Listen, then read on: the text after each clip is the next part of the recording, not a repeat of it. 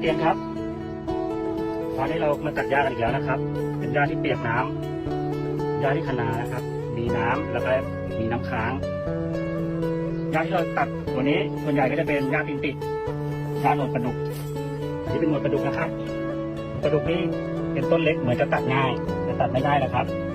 ใบมีดไม่คมก็ตัดไม่เข้าตัดไปคันใบมีดดีนะครับตัวปลาดุกเนี่ยเป็นหญ้าตินติดที่เปียกน้ำเป็นหญ้าเขาเป็นนกติดกาอันนี้เราจะตัดไปนะครับหญ้าที่เปียกน้ำของเราชื้นๆตอนเช้าเลยครับอุปสรรคของเครื่องตัดหญ้าแบบของเราครับ